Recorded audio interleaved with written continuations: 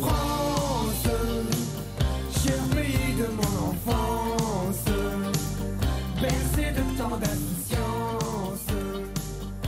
Ah oui, Douce France et le bon Dieu, le retour. À 8h moins 7.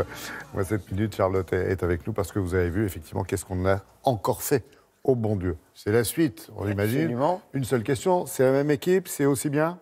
C'est la même équipe, aussi bien. Alors là, les critiques sont divisées. Hein. Certains ont titré Dieu que c'est long et d'autres ont dit que c'était encore mieux que le premier volet. Le film reprend exactement la même mécanique comique que le premier volet, c'est-à-dire rire des préjugés pour mieux les dénoncer. En cela, c'est très réussi. C'est vrai qu'il y a 5 ans, il y a eu les 12 millions d'entrées du premier volet, même, ouais. Rien qu'en France, hein, parce que le film a connu aussi une jolie carrière à l'étranger. Ouais. Tout part d'un dîner de famille. C'est souvent dans la famille qu'il se passe des trucs, n'est-ce pas? Un dîner de famille durant lequel Claude et Marie Verneuil, Chantal Lobby et Christian Clavier apprennent avec effroi que leurs 4 filles chéries projettent de partir s'installer à l'étranger. C'est la panique, c'est le drame. Alors ces deux-là vont redoubler d'inventivité, tout mettre en œuvre pour tenter de persuader les 4 gendres de rester en France, qu'il est beau, notre pays. Il y a aussi la famille Coffy qui revient. Tiens, elle vient à Paris rendre visite au Verneuil. Pourquoi? Parce que leurs filles se marient. Eux aussi vont pas être à l'abri de quelques surprises. On a rencontré Chantal Lobby et Harry Habitant. Qu'est-ce qu'on a fait au bon Dieu? Chantal, Harry, bonjour. Bonjour Charlotte. On dit toujours que faire une suite, c'est vraiment hyper ardu. Surtout là, quand le premier volet a connu un succès triomphal, c'est très pressurisant parce qu'on a peur de décevoir son public. Est-ce que vous avez hésité? Moi, quand j'ai lu le scénario, j'ai dit oui tout de suite.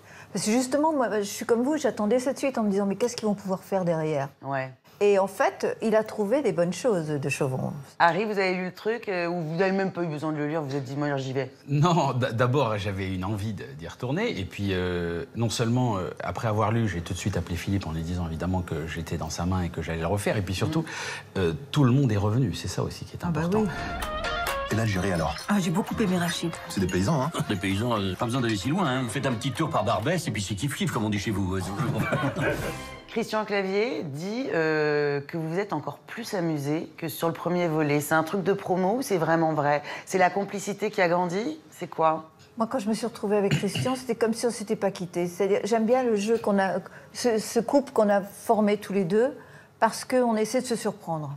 Alors on a un texte, et puis de temps en temps, il me dit « j'en ai une petite pour toi ». Et moi, pareil. Donc qu'est-ce qu'on va se balancer pour arriver à se faire rire? Ben nous, c'est exactement pareil. Ouais. Et puis on a eu aussi cette chance, Philippe a réussi à faire un truc formidable, c'est que la première scène, c'est la scène autour de la table, comme dans le premier. C'est fou, d'ailleurs. Et on avait les mêmes places. Pareil. Et ça, c'était incroyable, parce que c'est exactement ce qu'a vécu certainement Chantal avec Christian. Nous, avec les gendres, avec les belles-sœurs, ça s'est passé en 1 seconde. On ne s'était pas quittés. Avec Odile, on a décidé de s'installer en Israël. Chao et moi, on part en Chine. Et nous en Algérie. On part à Bombay. À Bombay? Quel rapport? Mais qu'est-ce qu'on a encore fait au bon Dieu, Claude? J'en sais rien.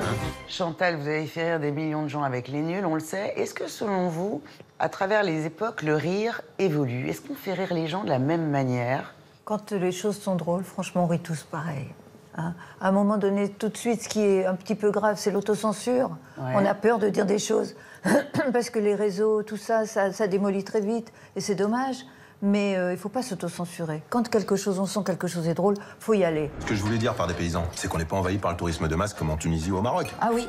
Nous, quand on a visité la cathédrale d'Alger, on était tout seuls. Hein? M'étonne. Harry, vous êtes un pro du rire, vous faites rire beaucoup de gens, sur scène notamment. Vous vous autocensurez, vous pouvez tout dire. Ce qui est important, c'est de rire avec les gens, c'est de partager. Je ne ris jamais contre. J'essaye toujours de rassembler, de rire ensemble. Voilà. Et ce film, c'est ça. Ce film, les Algériens rient des Algériens, les Chinois des Chinois, c'est vachement bien. C'est exactement ça. Les cathos des cathos. Voilà. On rit ensemble. Voilà. Ouais. C'est ce que j'ai toujours dit, ce film, c'est une déclaration d'humour à la France. Merci Chantal, merci Charlotte. Qu'est-ce qu'on a encore fait au bon Dieu, quoi?